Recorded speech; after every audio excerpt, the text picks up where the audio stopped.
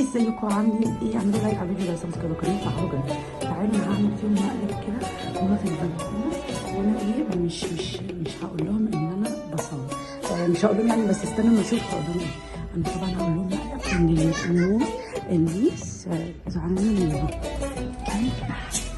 فريده تعالوا هنا كده ثانيه، تعالي مع السرعه باذنك، تعالي عايزاكم. انتوا طبعا يعني عارفين ان انا بعمل لكم كل اللي انتوا عايزينه، اوكي؟ بس انتوا مزعليني قوي عشان خاطر ميس اسراء اتصلت اشتكت ان انتوا ميس اسراء بتاعتكم ما فقدتش الذاكره، جالك زهايمر. مقلب ايه يا بنتي العبيطه دي؟ اشتكت ان انتوا ما بتذاكروش ووحشين جدا. لا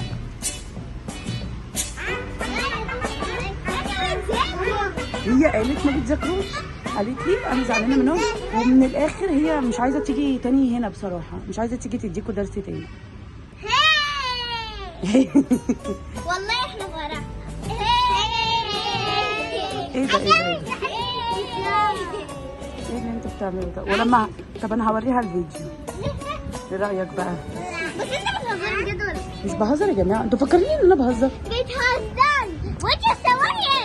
بصور عشان انا انت اللي بتصوري، عشان طالما انت بتهزري اللي بتصوري هسيب الفيديو ده وهبعته لميس اسراء عشان هي قالت لي وابعتي لي، وطبعا هي هتتصدم من رد فعلكم ان انتوا فرحانين هي مش هتيجي. واوكي اوكي انا هوريها الفيديو، لا مش بهزر يا فريده، بعد اذنك يا فريده. ليه مش بتذاكري؟ احلفي مفيش حاجه اسمها حلفان. بصي الرمله ليه يا جماعه بجد؟ ليه ما بتذاكري؟ تصوري ايه طيب؟ على فكره دي مش حاجه علينا، احنا بنحب بقولك انا عارفه الحوارات دي ما تعملهاش علينا، احنا بنعملها حتى هي صغيره واحنا ثانيه بقى. ايه ده بتعملي؟ انا هقول لك بقى. ايوه انا هقول لك بقى. قولوا لهم اعملوا لايك شير سبسكرايب، وده كان مقلب.